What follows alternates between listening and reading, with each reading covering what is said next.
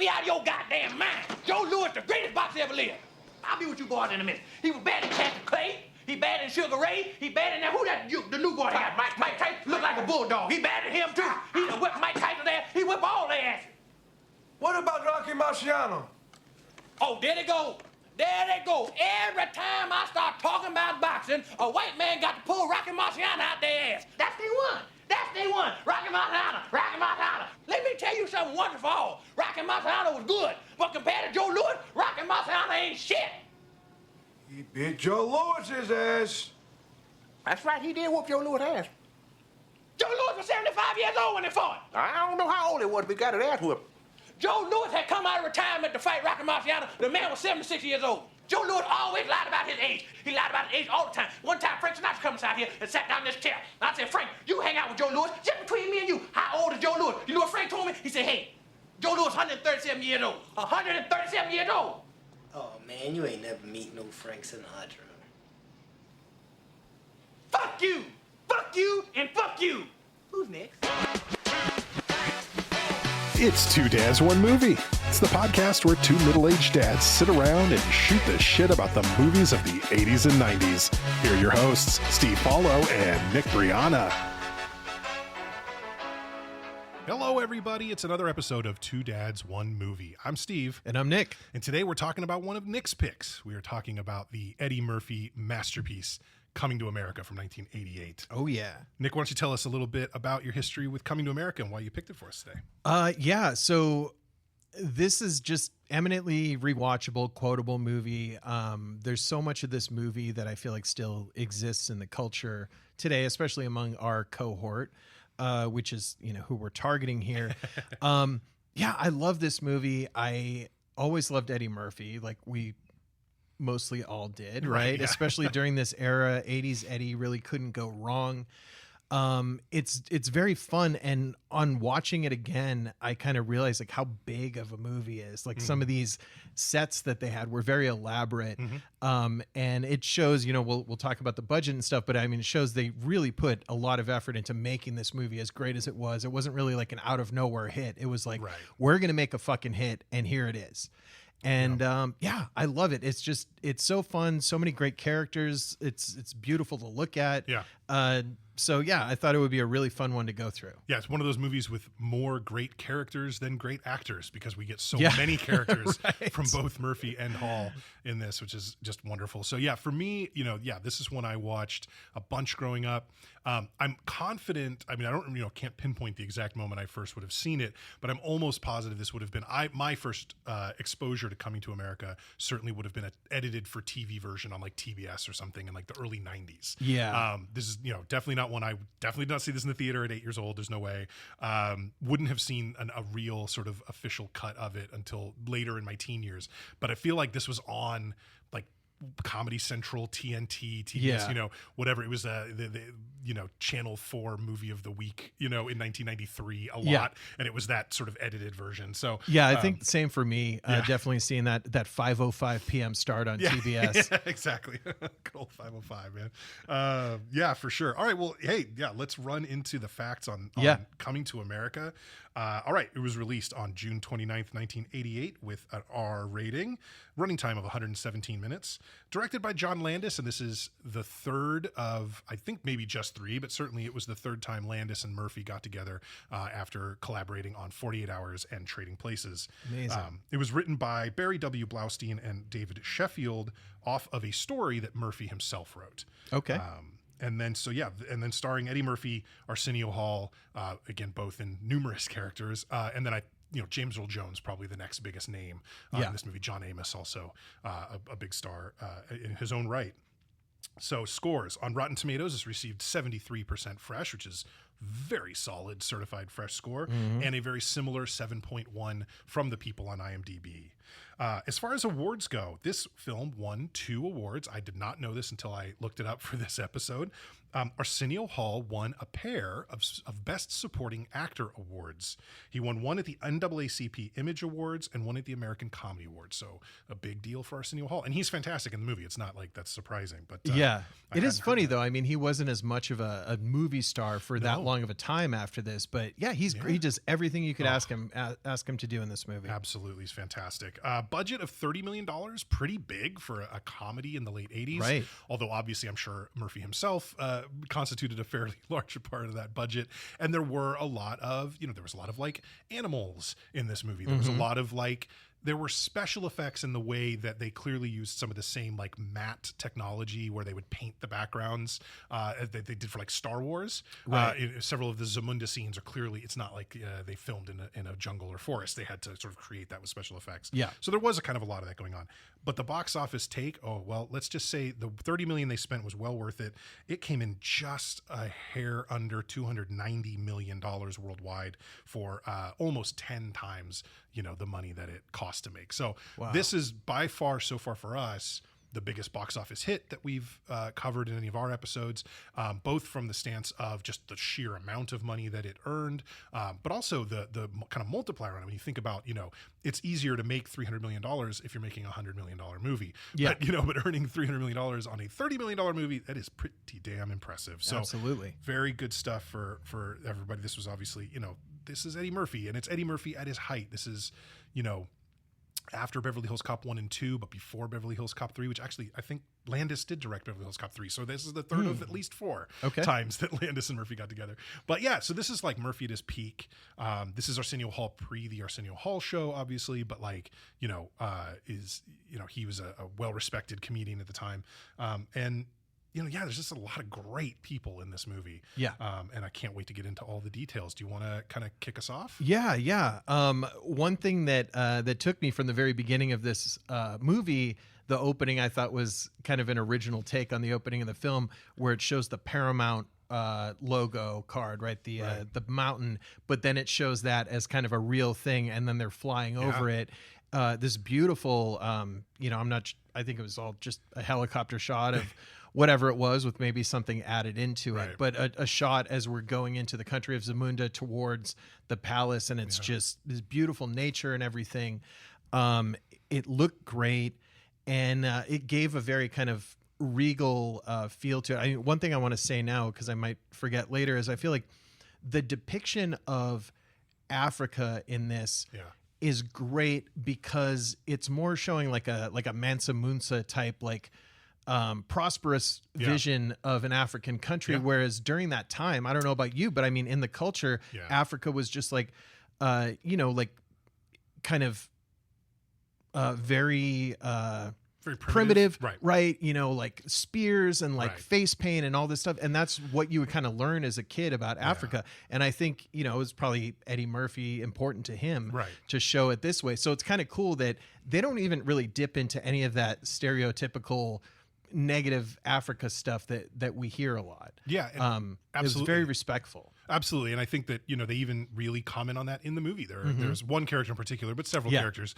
throughout the movie who make pretty disparaging, insulting remarks about Africa and living in Africa.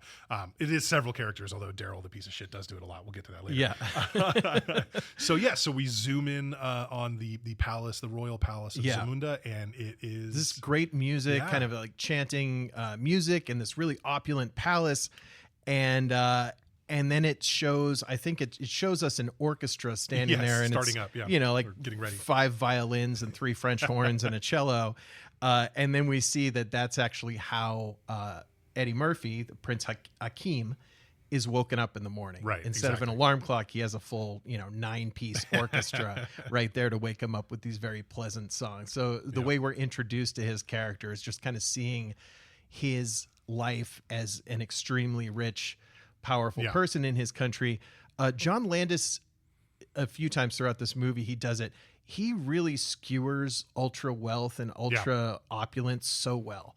And it comes through in this. It comes through in Trading Places. It comes through in the Blues Brothers and the French restaurant scene, stuff like that. I think he has a thing that he really just wants to dig at these people and how ridiculous the excesses of it are. Yeah, he really hates blue bloods, right? Like people who sort of have stumbled into their wealth and opulence by virtue of their birth. And I think this is giving us a real interesting first look at Prince Akeem. The ridiculousness begins immediately as he is shown the toilet for the morning and asks, for once, can I use the bathroom by myself? And his assistant or his sort of whatever valet, I guess he is, kind of chuckles and yells, "Wipers!" Yeah, most amusing, sir. Wipers. Amusing. Yeah. It's So we find ridiculous. out it's Akeem's 21st birthday. Right, that's right. And he's a little bit like, okay, so am I a man? Do I start doing any of this on my own? And to them, that's the most preposterous thing they've ever heard. Ludicrous. Why would you do this? Everyone dreams of being you. Right. Why would you not love every aspect of this? Yeah, it definitely kind of the idea that money can't buy you happiness, I always think is a little bit naive and childish, because, oh my God, I could buy a hell of a lot of things that really come close to happiness with a ton of money. But if you don't have the freedom to go along with it, I think that's where it comes in, right? So we see him as the whatever, like, right, the canary in the gilded cage kind of deal, right? Like he's trapped in this land of opulence and this existence of wealth, and he's being bathed, so he's woken up and he's walking on flower petals everywhere. Right. He's in the bathtub with I think a couple of women on either side of him, kind of scrubbing him. Yeah. One of them pops up from underwater.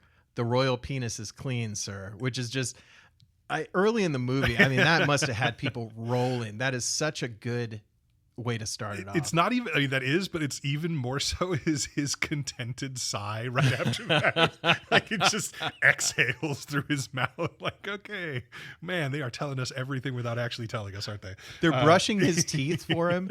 And then he's gargling, and they're like massaging his throat to help him gargle. It's so over the top and so funny. So we see his morning routine. He gets ready, and then he has breakfast with his parents, at the longest of the king and the queen, obviously. And I just want to point out something. So James Earl Jones and Madge Sinclair play the king and queen of Zamunda. And I know I recognized that James Earl Jones would also later play an African king as the voice of Mufasa in The Lion King in 1994 from Disney. What I didn't realize at the time until I looked it up today is that Madge Sinclair plays voices the queen character lion in that movie, Queen Sarabi. So these two come together later, about 6 years later, they would reprise the type of role and play an African king and queen again. Very nice. But so Akeem has to tell his parents, it's my birthday. This all seems kind of crazy. I've never tied my shoes. I've never done this, whatever. James says, I tied my shoes once. I would not recommend it, or whatever. It's just kind of like, it was a terrible experience. Like, it's just, showing just how absolutely kind of, insulated and oppressed in a dumb way by their own success and their own wealth they are. And he wants kind of not out, like he doesn't want to, whatever. He doesn't want to abdicate his throne. Exactly. He's not looking to do that, but he does want to wander, right? Right. So we get a shot of the palace from the outside, which I noticed the main part of the palace building looks like a huge pineapple. I'm assuming that was deliberate, because it really looks like the pineapple under the sea that SpongeBob lives in. But yeah, so we get this party, and I love this outside as we're going into it. All these like folks are showing up. The sort of the regal nobility of Zamunda is coming to celebrate Prince Akeem's birthday with him. And to discover, we're going to meet his bride, right? That's the idea, is that he's being given away, or he's being, or I can't think of his marriage has been arranged, right? And because Arranged it's his marriage. 21st birthday, this is the time for the wedding. So there's nothing he knows about it in advance, other than you're going to set me up with someone, and he gets to meet her that day. That's what he finds out. He gets to meet her that day. I do love, as we're going up to getting into the party or whatever, the announcement, there's a barker outside selling t-shirts, which is very much just very funny little moment. But yeah, so we go in, and there is like a colonel or some person who's very high up in Zamunda society who's there to present his daughter as the bride to be, as the princess and queen to be. And then the assistant, or the valet, sings the most crazy song ever. Oh, right. The she's your queen. I'm not going to try to do it, because I would break everybody's eardrums if I hit those notes, which I can't. But she's your queen to be, and it's the most graphic lyrics of any song. Well, and so right before that, everything seemed so fancy and official and everything.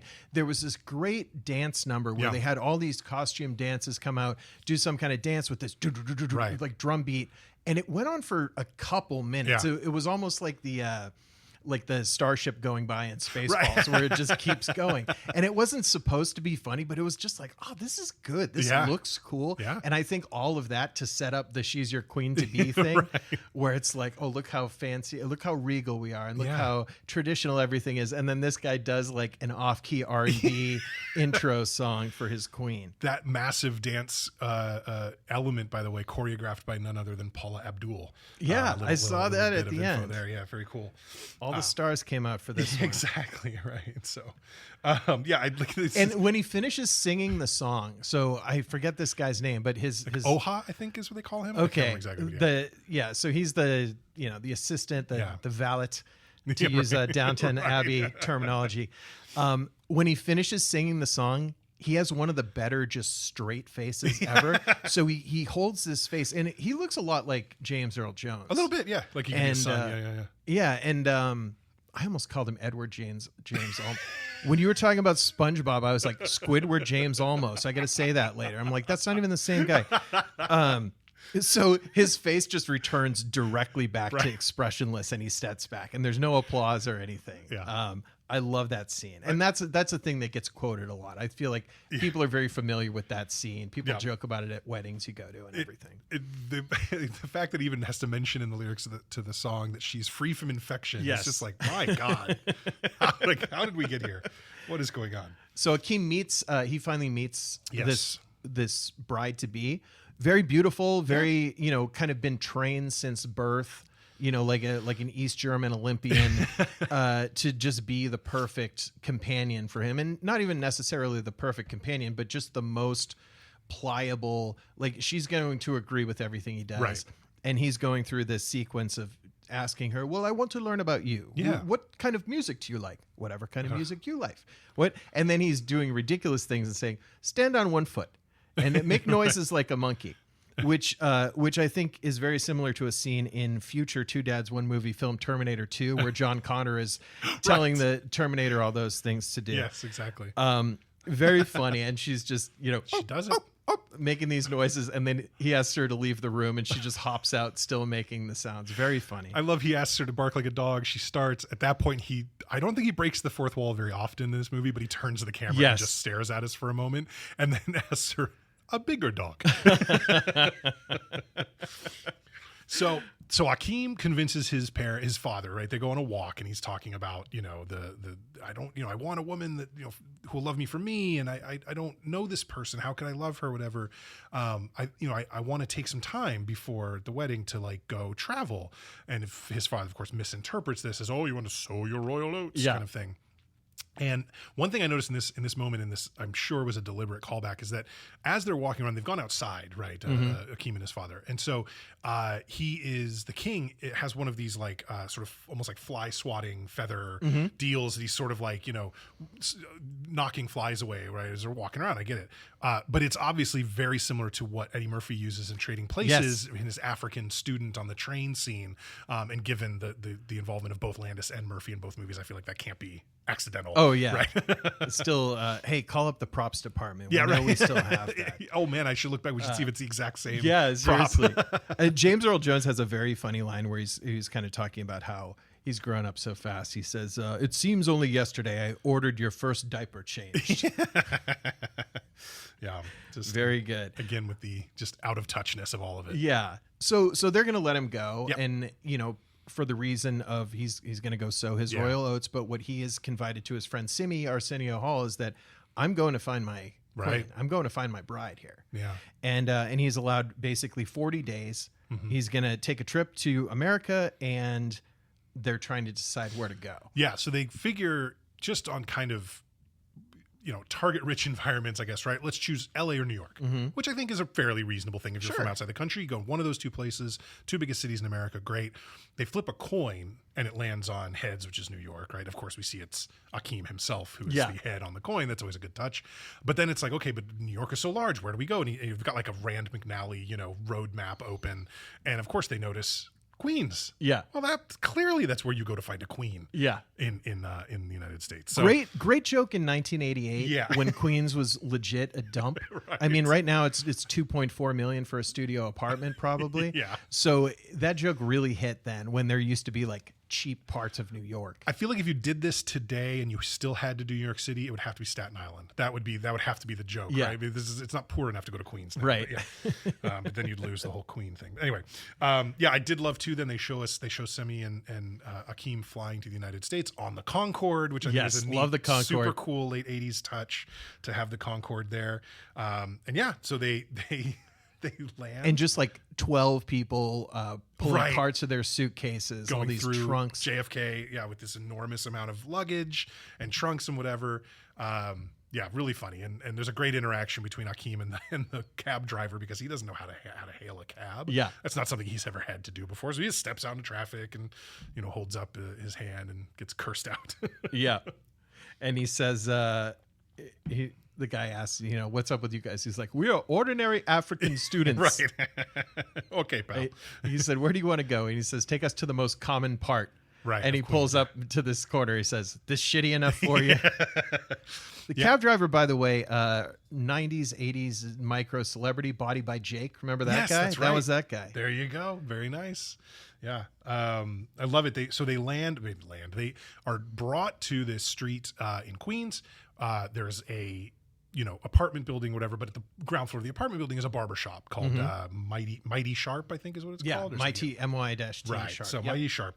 So we head inside there, and this is the first time where we get, kind of the multiple characters from these two actors, where actually in this scene, before Akeem and Semi even walk in, Eddie Murphy's already playing two characters. Yep. Because he's playing kind of what seemed to be like let's call him the head bartender or the head barber, and then the Jewish old man, the Jewish customer, right? There's both there, and then Arsenio Hall is playing one of the two other barbers, and they are having this argument about boxing. I'm counting this as boxing on TV, by the way. When we're doing our bingo card, this counts as boxing on TV. Fair enough.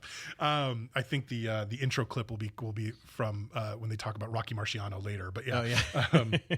But one of my favorite things is the way Eddie Murphy, as this like elderly Jewish man, pronounces Muhammad Ali. Oh my God. Muhammad Ali. Muhammad. Oh, it's so good.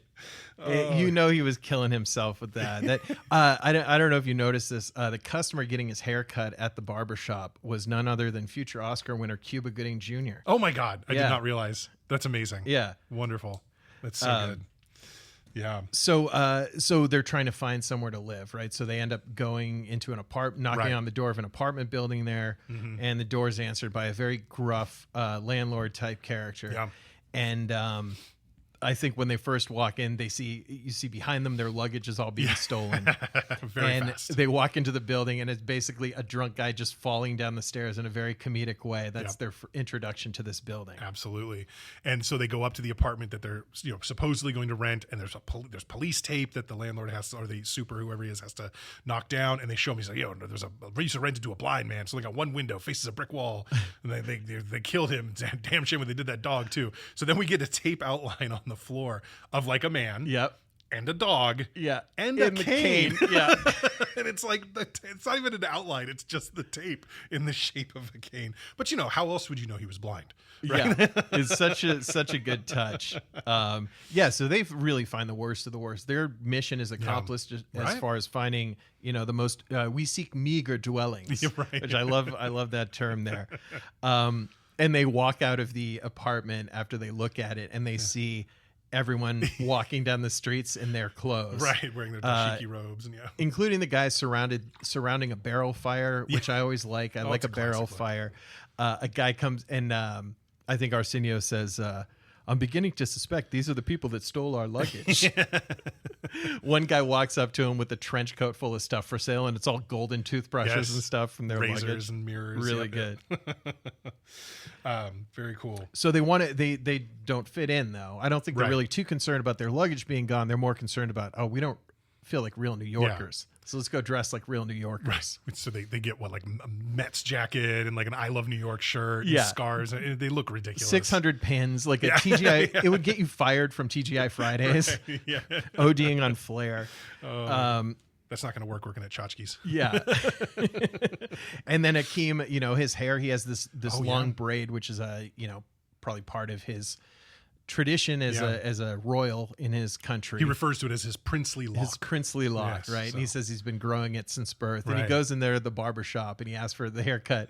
And the guy basically looks at him and just snips the braid directly off. And he's like, that'll be $8. Right. I love it. Before he goes in there, that's when they're having the conversation about Joe Louis and Rocky Marciano. And I love the guy's going on and on about, like, you know, Joe Louis is better than Rocky Marciano. Rocky Marciano whooped Joe Louis's ass, like, you know, the whole thing. And he's like, Joe Louis was 78 years old. He came out of retirement. Joe Louis 137 years old. Like, this is very, very. I love that whole sequence going on about Joe Louis. So, accurate depiction of how sports arguments work when somebody's like backed into a corner, you know? Exactly. Like, well, there's always an asterisk, you know? It's like, yeah, there was extenuating circumstances. So now we're going to get to one of the best scenes, or especially early in the movie, is sort of this speed dating montage, right? So Akeem and Semi are going to nightclubs. They're going to go look for women, right? The whole point is to meet a woman. So they go and they just don't have very good luck at all with the women that they meet. There's a woman who tells them that she worships Satan, right? And then another one burning her hand. Yeah, I mean, she good says she's God, like Joan of Arc reincarnated. Right. We got the ones rapping. Yes. Yeah, and then one of them we have Arsenio in character as a woman who's very into Arsenio, both of them, but very into Arsenio there. That's really funny. When they first walk into the club, this is another Eddie Murphy thing, that just his face, where he's definitely in character as Akeem. He's not saying anything, but he just has this kind of like forced smile look that's just so funny, so unique to Eddie Murphy, his ability to do that face. So that killed me. But yeah, what a great scene, talking to all the women, and it gets them set up with, you know, I don't think this is where we meet women. Right. It's not where we're supposed to go. And they end up back at the barbershop. The barber tells them, well, go to this Black awareness rally tonight. You're not going to meet a woman out at a bar. You got to go somewhere nice like that. He says you got to go to like church or library or whatever. Ahoy, I'm going to Black awareness rally tonight. There'll be some fine women, some good women there. So they go, and it is the it's a whole Black Awareness Week celebration, but I do think we arrive in the middle or near the end of the Miss Black Awareness pageant, which was interesting. So we get another Arsenio Hall character playing the pastor, and he is talking all about how this is proof of a god. There's clearly a god, and you know, and it's just these very women in bikinis, very attractive young women in bikinis. But that's all he needs to know, that he's picked the right side of the spiritual pantheon, I guess, you know. And Arsenio, once again, great. His character, really funny. The preacher, I mean, it's a trope, and he does a really good job of it. He nails it, yeah. But then he introduces the entertainment for the night, who is Randy Watson. Randy Watson. With his band Sexual Chocolate. Right, yeah. And he comes out there, basically, in his mind, there's a stadium full of people all on their feet who will not, never stop applauding for him. Right. And in reality, everyone's just kind of like, what's up with this guy? Basically yawning. Yeah. And that's Eddie Murphy playing this character, Randy Watson. I do love the way that the pastor actually introduces him. He says, you know him as Joe the policeman from the What's Going Down episode of That's My Mama. And it's just like, it's like, in my mind, this is like already a relatively obscure series. It's some specific single episode appearance of like a character that didn't even get a full name, Joe the policeman. So it's just, anything you can grab onto that says this is a celebrity of some kind, right? And Randy Watson singing, he's singing The Greatest Love of All, right? Yes. But then when he sings it, he's like, and they can't take away my dignity. Because the greatest. Like, the way that he just did that line makes me laugh so hard. It's just such a like Al Green, James Brown thing where they're doing a cover song and they'll just like, the previous note went too long and now I gotta slow it down. And I gotta zip through some lyrics real quick. Like, yeah. Al Green, How Do You Mend a Broken Heart? The cover of the Bee Gees song. Yes. It's a great song, but he definitely does some of that. So I love that. Yeah, and our three barbers are there in the audience, and the one not played by either Eddie Murphy or Arsenio Hall loves Randy Watson. That boy good. He's super into it. And the rest of the other two of them are like, you are out of your mind. Like, this guy's terrible. And Lisa. So now we're introduced to Lisa. Yes. Mm-hmm. Lisa McDowell, who's the daughter of the owner of McDowell's restaurant, which we'll get into in a bit. And they're serving food there and everything. And Lisa gets up to give a speech. And this is somebody that Akeem is like This woman's great. Yeah. Like, this is what I'm looking for. Well, she's beautiful and she's clearly articulate. She's Mm-hmm. she's up there talking in front of a crowd and like has like, seems like she's involved in this community stuff. I mean, it's like, for the things he claims to be looking for, she ticks a lot of boxes off the bat, right? This is an intelligent, articulate woman who's gorgeous. So it's like, obviously age appropriate for him, everything. So, he's basically it's love at first sight for Prince Akeem. He's like way into it. But we do see that Lisa has, at least if we're not sure exactly the state of the relationship off the bat, but there is obviously a man that she's there with. His name is Daryl. I don't think we hear it there, but the one thing we see is like she asks for collection plates to go around, right? And Daryl, who we will learn is very wealthy. His family owns a hair care products company that's wildly successful. Gives no money at all, just hands the basket on, as every elderly person in the crowd is throwing at least a buck or two right into it. And Akeem takes a absolute gangster's wad of money off of Semi to put into the basket, probably thousands of dollars right into the basket. It was a real Mike McD getting yelled at by his girlfriend amount of money. Exactly right. Yeah.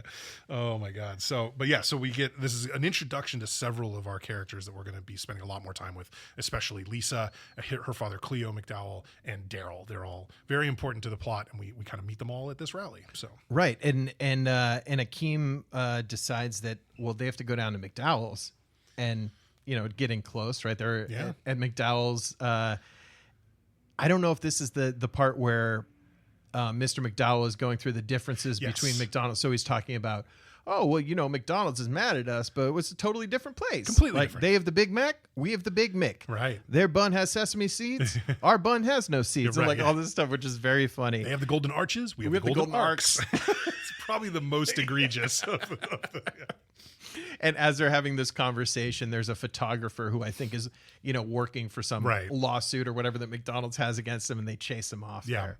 Which wouldn't be a hard lawsuit to win, by the way. No. The McDonald's corporate. I think they'd probably do it. Funny enough, obviously McDonald's is the target of the spoof here for McDowell's, but that location on Queens Boulevard filmed at was a Wendy's that they changed up to a McDowell's. And actually that Wendy's was open until 2013 and then finally was torn down to build luxury apartment building. Hence the overall change in things in Queens. Imagine living in a luxury apartment and thinking this used to be a Wendy's. This used to be a McDowell's. So they end up getting jobs at McDowell's. Yes. And Akeem, it's kind of funny. They're being shown how to do all this stuff, which obviously he's never done before. Right. How to mop, and he's just pushing it around, still in the bucket on the wheels. Another great Akeem face in this is the look as he's mopping his way by Lisa's office. Lisa's sitting in an office with a window, and he's just looking in and smiling at her, just.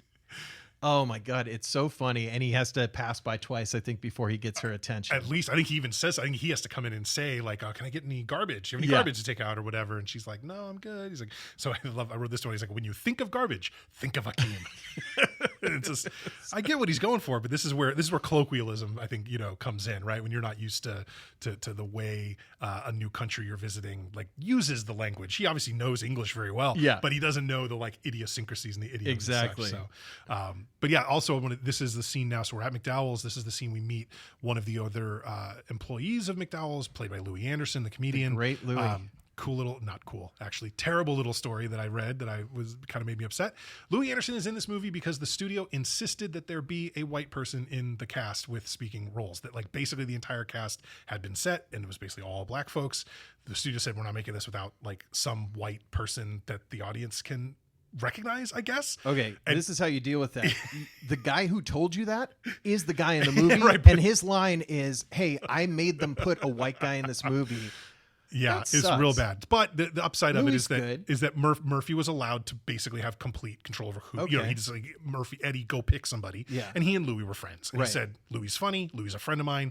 I'm going to put Louis in the movie. So look, it worked out okay. But yeah, the fact that was something that they had to do in order to, especially when you look at the fact that outside of Eddie Murphy writing the story, so much of the behind the camera creative team of this movie are white folks. Mm-hmm. This is not, it's not like a Ryan Coogler film, right? Or Jordan Peele film where, a lot of the crew is also black. This is a movie being made by white folks in the late 80s, about a very black story, a very African and black American story. Wait, you're telling me that Barry W. Blaustein is white? I'm, you know what? I'll be honest with you. I'm guessing. Yeah. I'm guessing, but I'm okay there. I'm a good 75%. So I wonder if they went the other way, if they were all white movies, if they were trying to make sure that a black person got in. My guess is probably not. They weren't trying as hard for that. Yeah, no. I think this, nope.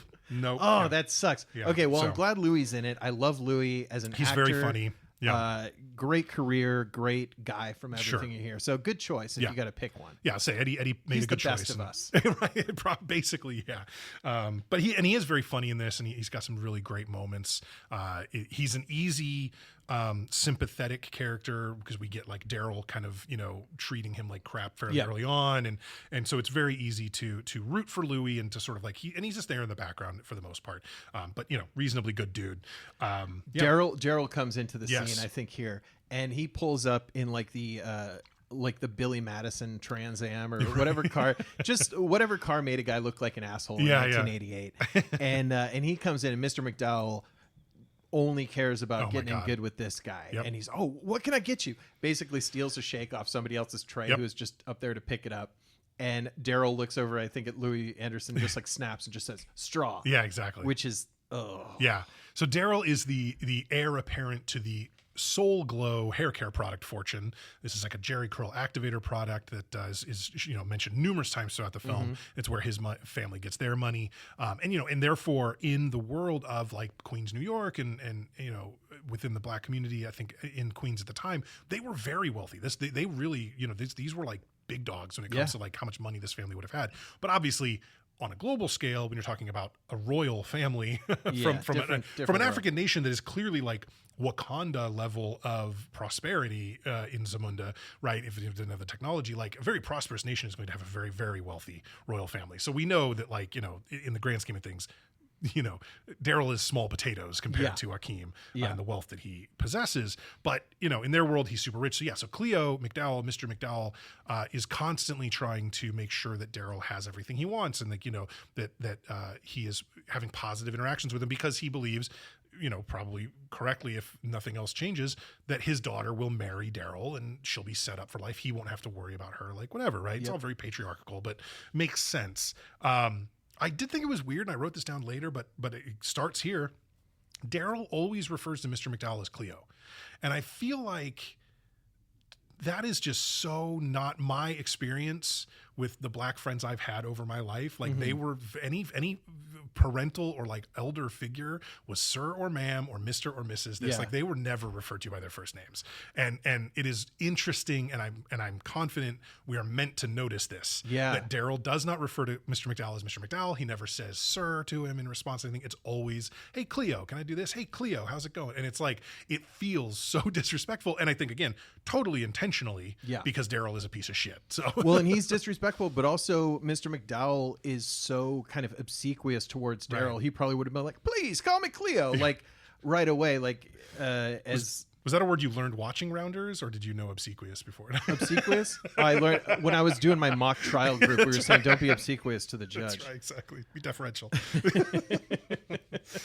So the barber, he was back at the barbershop, and I think they were giving him some advice, which is basically getting good with her dad. That's right. Yeah. American Girls, it's all about getting in good with their father.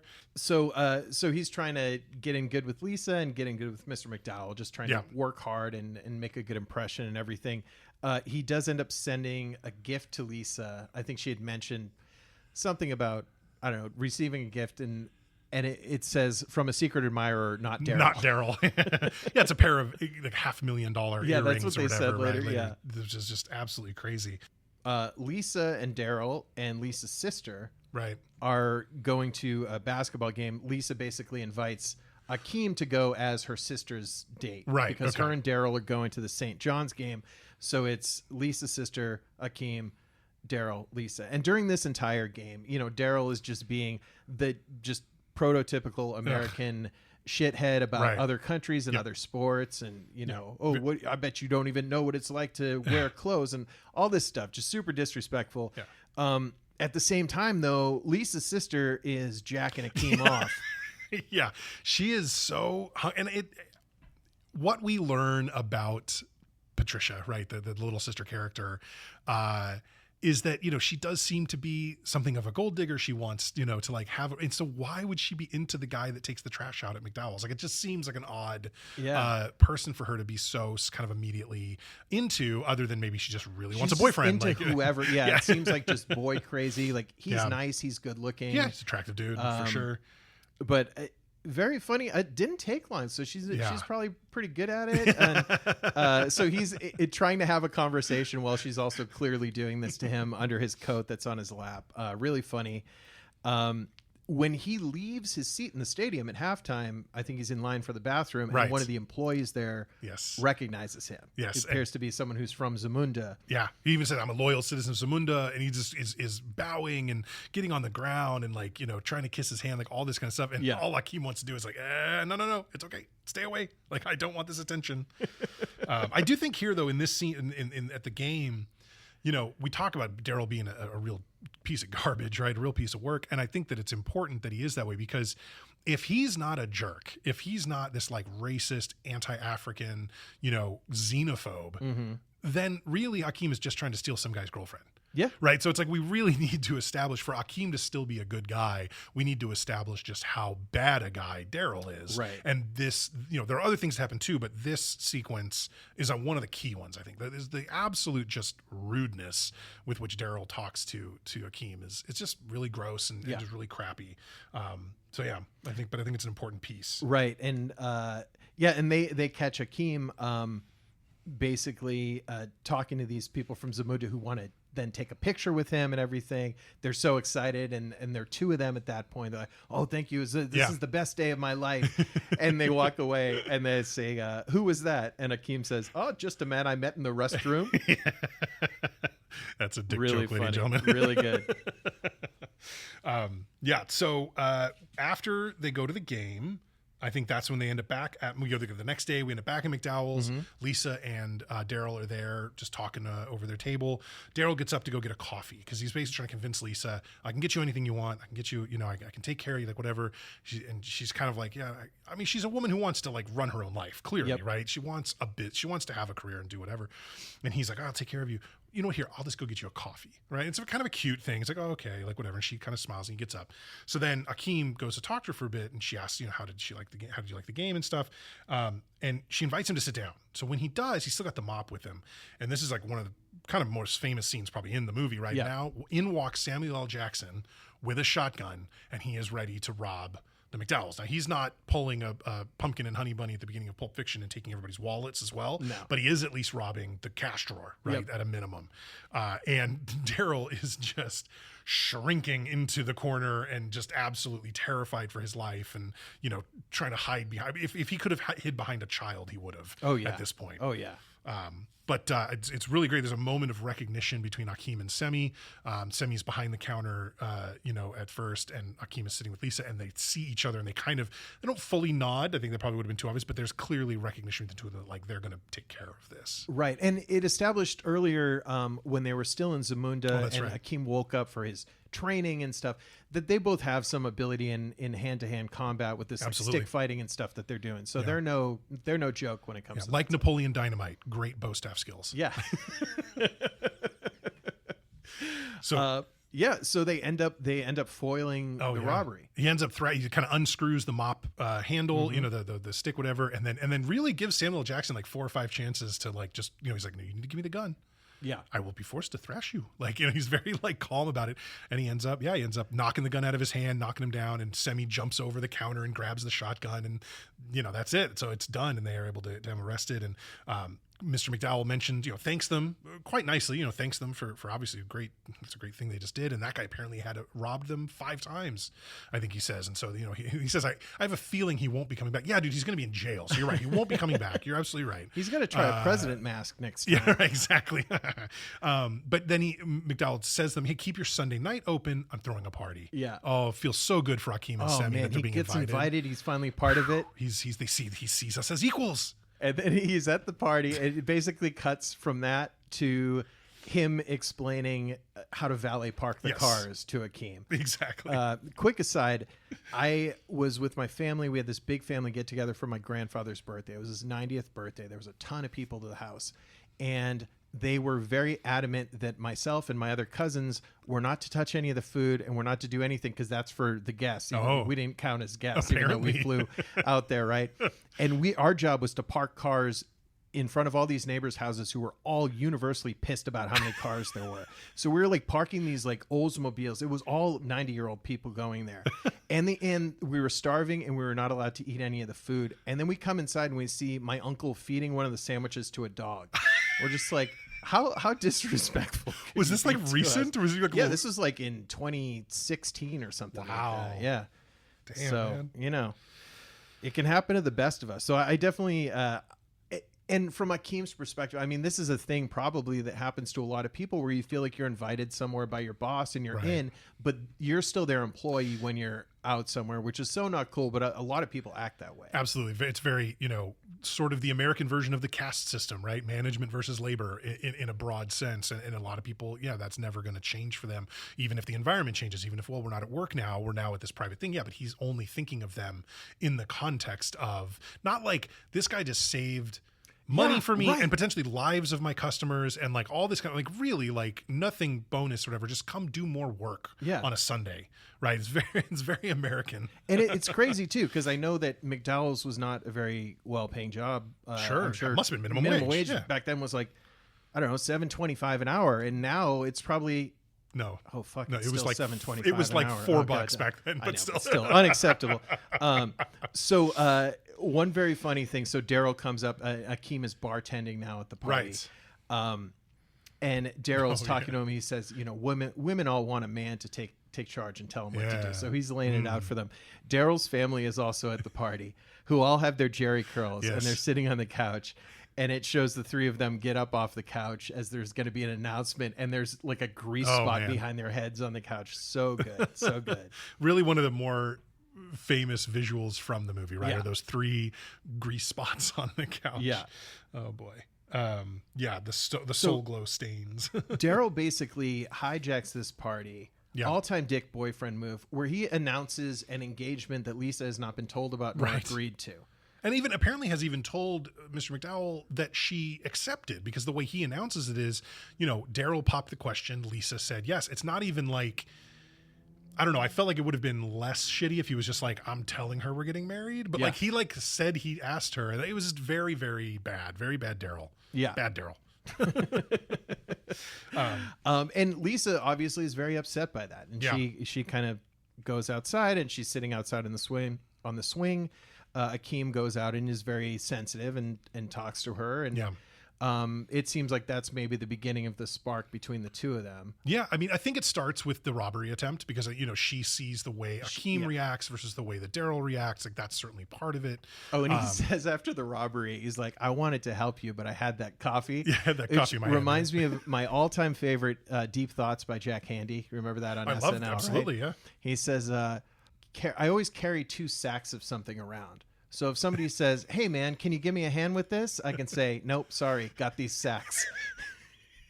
Perfect. The coffee is definitely, got these sacks. I wish I didn't have this coffee. Well, the funniest part is, too, if you watch back at that scene, he clearly is not holding the coffee. He's like ordered some coffee that he has not yet received. He's just cowering in the corner. But anyway, so this is the point, right, where we start to see some romance building. Akeem is sort of like slowly convincing Lisa that he is a good dude and worthy of sort of interest. And she seems to be falling for him. So they agree. I think this is the point where they agree to go on a date, essentially. And he was going to cook for her. Right. And I think he was going to have her back to his apartment. But he walks into the apartment and sees that Semi has used a little bit of the royal money to make himself more comfortable in there. So it's got a hot tub. How the fuck did they get that hot tub into the apartment? How is there enough electricity to properly run that thing? Like, you're right about all these things, but it goes so much deeper than that. The floors are refinished. The walls are repainted. This has all happened today. In like 24 hours. Not even in 20. It's like literally like that morning, Akeem woke up and like you see his side of the room is like very clean and his bed is made, like whatever. And Semi's side of the room is very disheveled and there's stuff everywhere. When he says, clean this place up. Why don't you tidy this up? I don't remember how exactly he puts it, but basically it's like, improve your space and maybe you'll feel better. Yeah. Well, he takes that as, carte blanche to just spend money. But yeah, the amount of work that got done Yeah. in that apartment in the course of like 8 hours is obviously completely impossible. Yeah, but really a lot of fun. It incredible. really is a beautiful looking place at that point. Oh yeah, Wonderful. it looks great Yeah. then. So he can't let Lisa in No, because then no. she knows. She thinks Yeah. he's a student from Africa. He works in McDowell's. He's Right. Has no he's money. not trying to get anything from her for being poor, but he doesn't want that to influence anybody's decision about him, which makes perfect sense. They go, so basically he goes and he's like, Semi, you're cut off, dude. Right. Like, give me your wad of cash. Yep. Give me the royal cash wad. I'm going to repossess it. Yeah. And he takes it from him. He's like, I'm out of here. So he suggests that he and Lisa go on a walk. Basically, like, I'm sorry, my apartment's too embarrassing. I don't want to let you in there. While they're walking, there's a couple of homeless people on their walk, and he throws the money to them. Yeah. Who turn out to be Randolph and Mortimer Duke from right. Trading Places, who were left destitute at the end of Trading Places. Yes. And I think he says, oh, Randolph, we're back. Yeah, it's very funny. It's a great little throw. And again, another sort of like connection, just a Landis Murphy connection by going back to Trading Places, which, I always love these kind of things where, this is obviously not a movie that is in any way truly a sequel to Trading Places. Obviously, the characters are all different, everything. But now we know these two stories take place in the same universe, which means that there is a commodities broker in Philadelphia who looks a hell of a lot like the Prince of Zamunda in the same universe or whatever. So, or an ex-commodities broker on a desert island with Dan. Oh, Aykroyd right, and- that's right. I guess they did retire, didn't they? At the end of that, yeah. So let's see. So they dance and they're, they kind of hook up, and Lisa expresses that she doesn't want a rich guy because she obviously Daryl colors her view of that, and the way her dad is fucking weird about money. Yes. And the McDowell's house is amazing. Nice. I mean, they're very well off, but I don't think he sees it that way. Yeah, it's probably because of that bizarre gray wood paneling he has in that one room. That room was super weird. But yeah, no, I think this is one thing I wanted to call out here was like, I really felt like as wacky as this movie is and how much of this movie is based around just being silly and crazy, this budding romance and the way that these two characters fall for each other, I feel like is really honest and really, really earned. And it doesn't feel too fast and it doesn't feel like crazy. It's not like they jump in the sack right away or something very, Hollywood. It's like, it feels very sweet. Yeah. And it's a really great budding sort of relationship between these two, so that when we get to the point where Daryl is having the door shut in his face later, it's like, we don't care. Like, fuck off, dude. Like, these two are meant for each other. So but it's like I said, it felt very honest and very like a very good build up. So Semi comes home to the that's apartment, and Patrice is there. That's Patrice, Lisa's sister, and she's seen everything, right? So she knows something's up. So what's going on with you guys? Right. And, what are you into? Like you guys selling drugs? Like, what are you doing? Yeah. And what Semi tells her is that he's the prince, Yes. and Akeem is his assistant. That's right. Servant. Akeem's solution for this apartment situation when he gets back is to trade apartments with the landlord, right. which is really funny. So they end up swapping places. So he now has meager dwellings once again. Yes, exactly. Which is super important to him. Before Akeem arrives back home and finds Semi and Patrice together, he is singing in the street. I don't remember what song it was now, but he's singing about being in love and like whatever. And they're yelling at people are yelling from every angle, just shut up, shut the fuck up, like all this stuff. And he's just singing at the top of his lungs. And I gotta be honest, that is like low key one of the funniest scenes in this movie. Just watching him in pure joy, just singing down the street while everybody in New York is so shouting pissed. him down. Is just so. I love that. That one makes me laugh out loud every time. Yeah.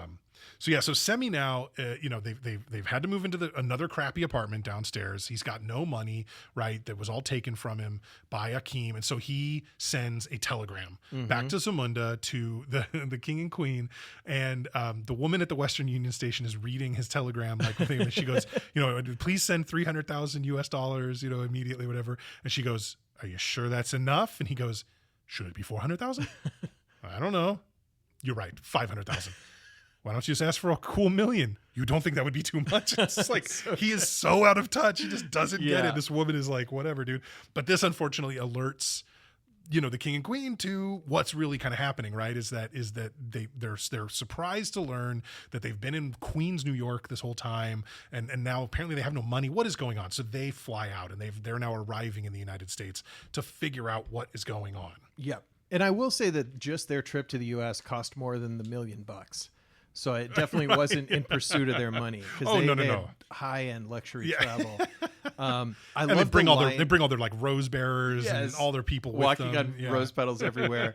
The lion sash that James Earl Jones has is so good. Yeah. And I thought it was King. I don't think it's Joffrey. It's like it's Joffrey Jafar. Joffrey Jafar. Okay. And then Elion, I think is the queen's name. Okay. I'm gonna screw that up, but yeah. Mr. McDowell, there's a scene where he's at his desk and he's talking on a hamburger phone, and he's reading the McDonald's operations manual. Definitely not stealing though. Definitely that's all legit. And the king basically he comes into McDowell's looking for Akeem. Right. He'd been told that he would be there. Akeem comes home and he sees the flower petals and he knows Dad's in town. Yeah, exactly. Yeah, it's the giveaway. So now he's freaking out. So like the king and queen are basically running all over the place, right? They've gone to the apartment. They found out that he works at McDowell's. So he goes and he checks there and they're not there, but he meets Cleo. The king meets Cleo. Oh, they'll be at my house tonight. Okay. So then they're going to go back to their hotel. They're staying at the Waldorf Astoria in Manhattan, which of course they also found Semi and told him that he is being punished now and must be confined to the suite at the Waldorf Astoria and he must be bathed thoroughly. Yes. So Semi is not upset about the situation at all. He is all good. But now the king and queen have gone back to the hotel and they basically told Cleo, hey, when you see him, call me. Don't tell him I'm here. Just call me. And so we end up with, basically Akeem is going to take Lisa back to his apartment. They're about to do the deed. I mean, they're gotten to that point now. Yep. But he, of course, can't because he sees the rose petals and he knows his parents are in town. So he goes to take Lisa home. But when they get there, Cleo acts weird as hell. Mr. McDowell is like, all of a sudden he loves Akeem. He thinks he's the greatest guy ever. He wants the dog to get out of the way. He just goes, get out of here, dog. Like to his own dog, which is just like a super funny like moment. I had a note here and I looked it up after the fact, really hoping it was true. Big all caps. Is McDowell's dog the same dog as Precious in Silence of the Lambs? And I really thought it was, my wife really thought it was, and it's not. It's a different dog. Bummer. Like a different dog breed or just a different dog actor? Dog actor. Oh, okay. All right. Okay. I do love the dog. I mean, talking about breaking the fourth wall, the dog does it more than anyone towards the end of this. It keeps cutting to the dog, which is really funny to get the reaction. Yes.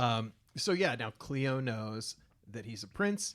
And Lisa is too much for her, and she leaves there. Yeah. And the king and queen show up at Cleo's house, being very disrespectful. Yeah, well, the king especially. The queen is pretty okay. She's pretty cool about everything. But yeah, King Joffrey is being a real dick. Yeah. Yep. And let's see. So Akeem leaves. He goes after Lisa. The king basically wants to pay off Mr. McDowell. Yeah. He's like, offers him. like $1 million. Right. He has his royal checkbook valet, which is good. So yeah, and Cleo McDowell, to his credit, is like, no, like he's kind of realizing that, oh my God, dude, is this what being crazy about money turns you into? Yeah. He's like, this guy has no respect for me and my family. Yeah. He's standing in my house. He's disrespecting my daughter. Like, it's a very flower different world. petals everywhere. I'm allergic. Who's going to clean this shit up? Yeah. So, and at the same time, Daryl is, Daryl had been kicked out because Cleo slams the door in Daryl's face. Like, sorry, my daughter is upgraded. Yeah, she has a prince now. And Patrice ends up talking to Daryl. And she says, oh, we're going to get you out of these wet clothes. Another fourth wall where Daryl kind of gives a look to the camera.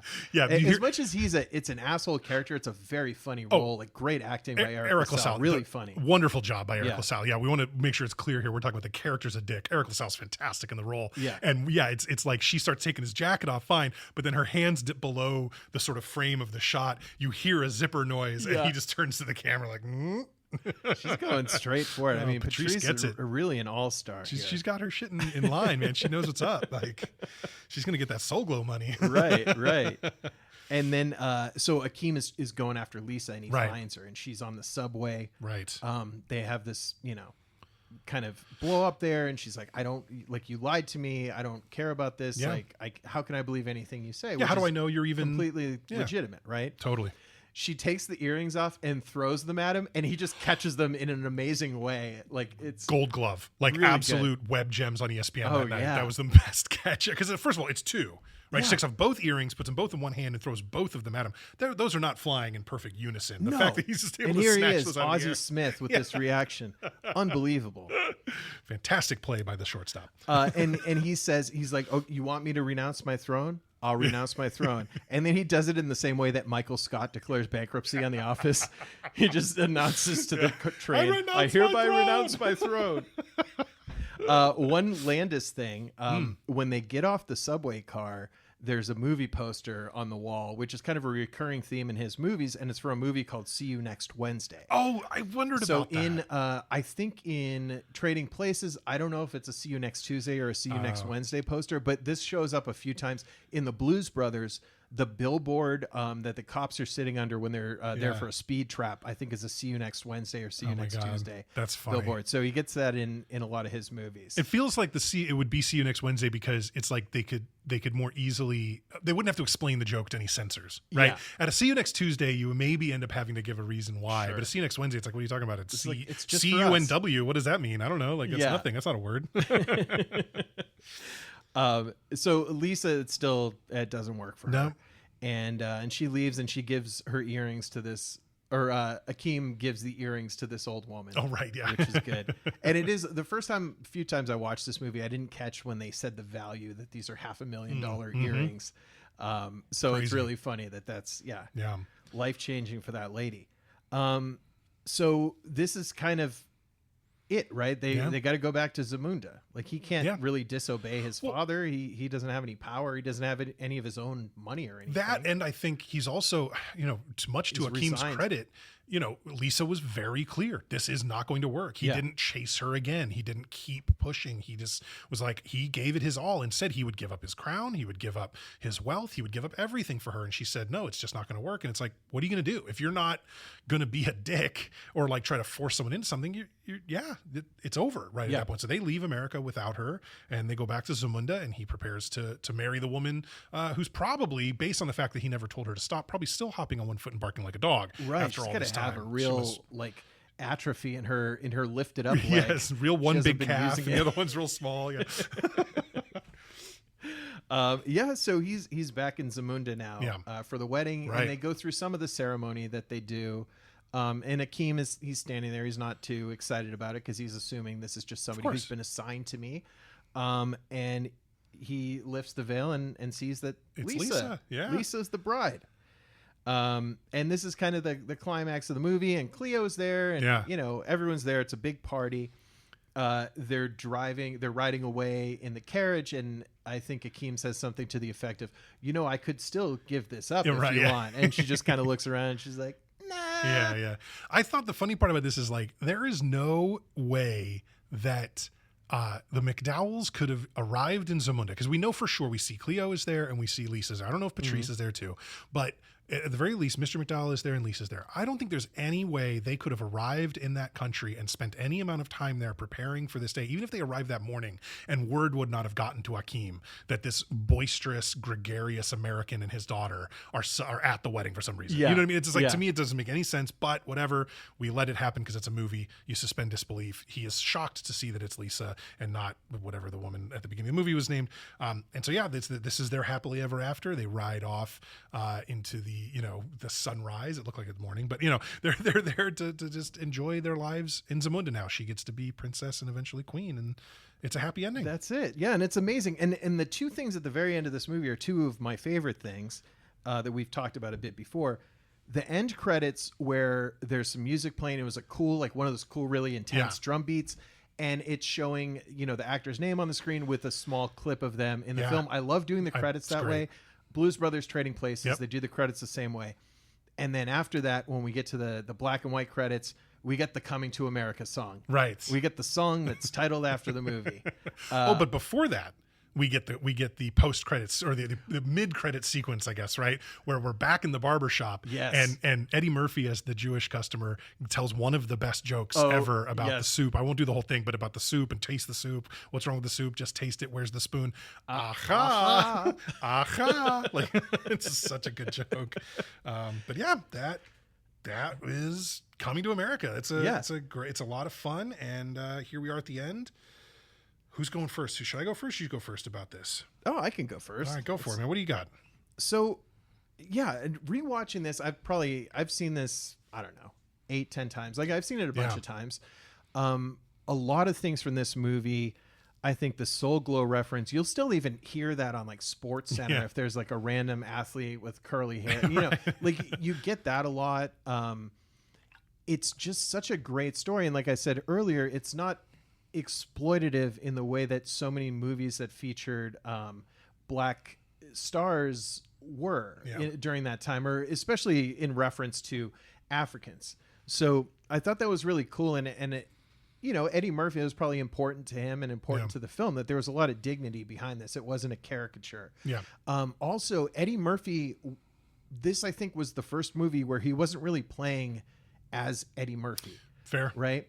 Like, you know, not that he's the exact same, but the way that that Vince Vaughn or certain actors would do roughly the same thing in their movies because that's what they're good at. So Eddie Murphy and as the fast-talking guy in Trading Places. Bill Murray is almost the same guy in everything. Sure, yeah. But he really was playing, it was a very restrained Eddie Murphy. He did all these characters and stuff, but he wasn't doing the normal Eddie Murphy stuff. And it worked. And Arsenio was great. I really like this movie. It was beautiful. I don't think there's a lot of fat on the movie either. Yeah. I don't know what I would have cut out. For almost 2 hours is pretty long for a comedy of that era. But I wouldn't cut much out, and I really did love it on the rewatch. So I'm going to go ahead and give this one a 4 out of 5. Okay, nice. Yeah, for me, there was something about this watching through of the movie for me where I didn't enjoy it as much as I remember enjoying it. There was just kind of parts of it that did feel like they lagged a little bit. A lot of the humor is kind of dated. I definitely dealt with kind of a lot of it being like, you know, sort of like, is this, I guess in a sense, is this for me? I felt very much like watching this movie like I do listening to like a Kendrick Lamar album, where it's like, I know this is important, and it's like, but it really feels not directed at me at all, which is like perfectly fine. But it's like, but you loved Louis Anderson's character. No, totally. That's your favorite part of the whole movie. The best part of the movie was that space between Louis Anderson's teeth.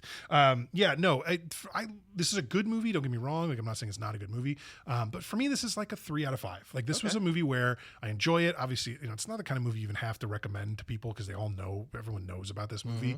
But yeah, there was just something, I don't know if it felt dated. I feel like a lot of the movies we've watched lately and talked about, we've been able to point out specifically that they don't feel dated for one reason or another, right? They seem to, The Fugitive feels like that. I feel like River Wild could have been set in any time period. Like, there's nothing dated personally about it. I guess the River Wild, you might have cell phones. But anyway, you know, this movie to me felt dated. This felt very much like a late 80s movie that kind of could only exist in the late 80s. I don't know if it's like the gentrification of New York City that's occurred since then that's part of it or what, but like there was definitely a lot of it that was like, yeah, that kind of wouldn't work anymore. Or, you know, I don't think that joke would hit if it was made today.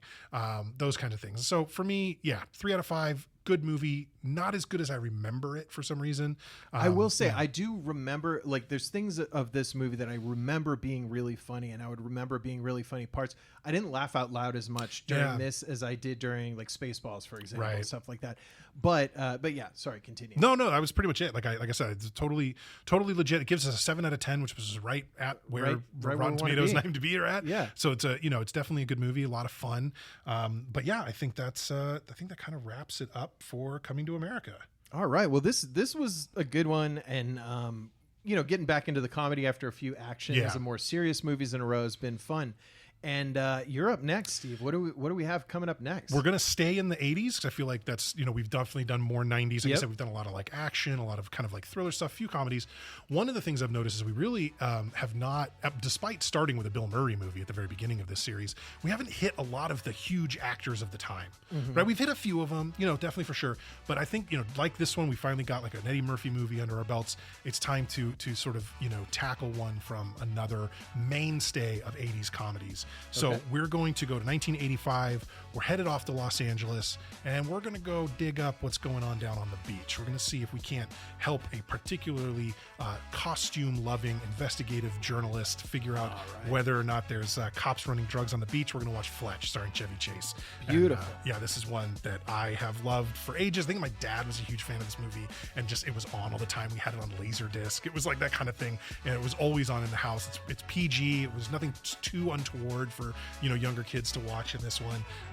Movie I've seen a bunch of times, and easily my favorite thing Chevy Chase has ever done. Awesome. Can't wait. Yeah, I remember loving this one. I've seen it a handful of times, and I think it was one that my dad also liked when I was a kid, so I'm looking forward to this one. Very cool.